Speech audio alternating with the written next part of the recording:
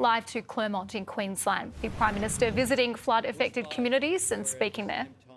As we're dealing with floods here in Queensland, and our thoughts are with those communities who've already suffered, who are under pressure in northwest Queensland as well as we speak, with the potential for further rainfall and further events there.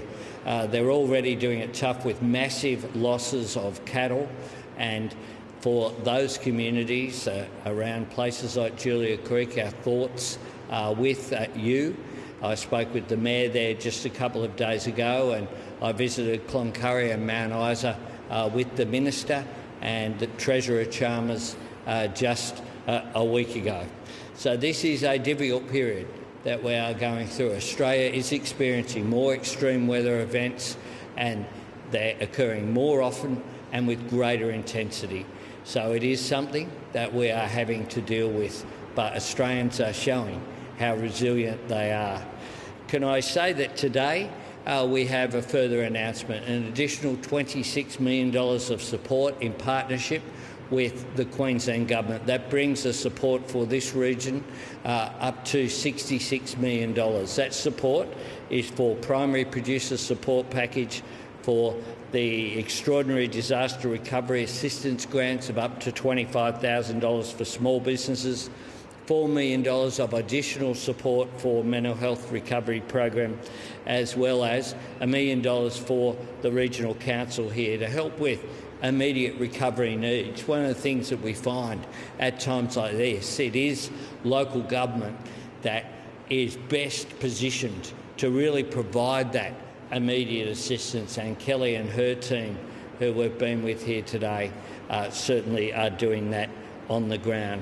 Every level of government will be working together, not just over coming days or weeks, but in the months ahead, to make sure that this community can recover. And the Minister, Christy McBain, is back here in this community, and I'll ask her to make some comments, and then we'll be happy to take some questions. Thank you, Prime Minister.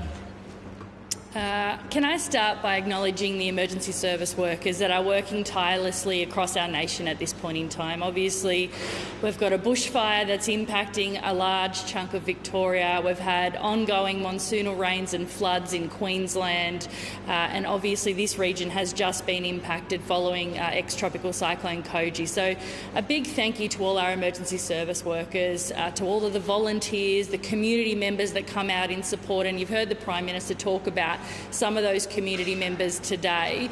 But I want to acknowledge the emergency service workers, because a lot of these people, they leave their homes and they leave their families not knowing what they are going to encounter, and their families are at home not knowing whether they will see their loved one come back. So a big a shout out to all those emergency service workers. As the Prime Minister just said, we met with local SES as well as a range of visiting SES here on the ground, and a shout out to Liz, the group captain for Clermont, who's done a tremendous job in the work that she's done here locally. In small regional communities, we don't function unless people put their hand up and volunteer. So a big thank you to all those emergency service workers. Our gratitude is not enough, but we do want to say a big thank you to you all. Look, we acknowledge at the moment across Australia there are a large range of events, and I think it's really important that the Albanese government has shown swift leadership in making sure supports are put in place as quickly as possible. As the Prime Minister said, our support packages in Queensland now are total $66 million. Just announced today $26.6 million of new support packages, including $11.32 million for primary producer supports, including a wraparound support service. We know that feral pest and locust management is going to become more important as these floods go on, so this will go towards that. There's also small business support, because we know small businesses are doing it tough, particularly when our primary producers aren't producing to their full scale. So an additional $9.98 million to support small businesses in particular. We know that people have been hit by a number of disasters. So we're announcing today $4.26 million, which is a mental health support package. We want people to feel like they can reach out when they need to, particularly after they've been hit multiple times with flooding events. So this mental health support package is incredibly important for this region. And as the Prime Minister said, $1 million to Isaac Regional Council. It is a tough job as a local council working in local communities after a disaster, and we don't want council to have to choose between their business as usual and cleaning up in local communities. So this fund will help council get underway a range of their programs that they've got in place. And I've been with Mayor Kelly VV today, toured around this particular area. I've seen some of that infrastructure damage. What this will allow is them to get on with their planning and preparation for how they proceed with the next step of making sure infrastructure is more resilient come the next natural disaster.